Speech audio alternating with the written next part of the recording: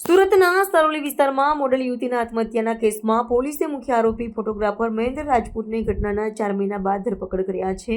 આરોપી અને મૃતક યુવતી વચ્ચે સંબંધ હતો અને તેઓ લિવ-ઇનમાં રહેતા હતા। આરોપ છે કે આરોપીએ યુવતીના અભદ્ર ફોટો અને વિડીયો બનાવી વાયરલ કરવાની ધમકી આપી તેમને માનસિક અને શારીરિક રીતે પ્રતાડિત કર્યા અને મારપીટ કરી હતી।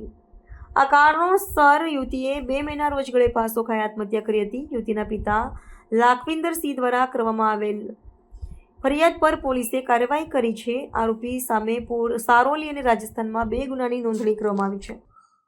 સારોલી પોલીસ સ્ટેશનમાં ગત મે મહિનામાં એક સ્યુસાઇડનો બનાવ નોંધાયેલો, જેમાં એક મોડેલ યુવતીએ જેની ઉંમર વર્ષ 19 હતી એને ગળા ફાંસો ખાઈ અને આપઘાત કરેલો। જે સંદર્ભે પોલીસે તપાસ દરમિયાન જાણવા મળેલ કે એની લિવ-ઇનમાં રહેતા મહેન્દ્ર રાજપૂત નામના ઈસમે તેના ઉપર શારીરિક અને માનસિક ત્રાસ આપતા એનેથી કંટાળી અને આ મોડેલ યુવતીએ આપઘાત કરેલો। તે સંદર્ભે એના પિતાશ્રીએ ફરિયાદ આપતા પોલીસે ફરિયાદ નોંધી અને આગળની તપાસ કરેલી અને આ જે આરોપી છે એની શોધખોળ કરેલી।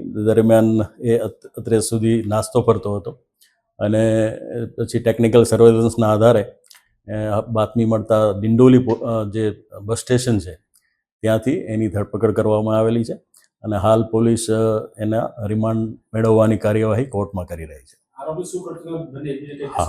આરોપી છે એ ફોટોગ્રાફર નું કામ કરતો હતો અને યુવતી છે એ મોડેલ તરીકે જે સાડીની એડવર્ટાઇઝમાં જે પોસ્ટર હોય એમાં મોડેલ તરીકેનું કામ કરતી હતી।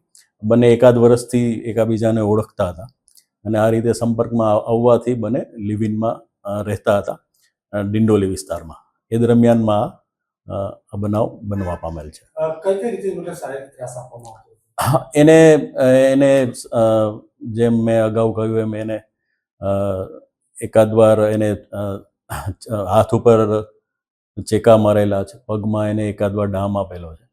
આ બધી હકીકત જે તપાસ દરમિયાન સામે આવેલી છે।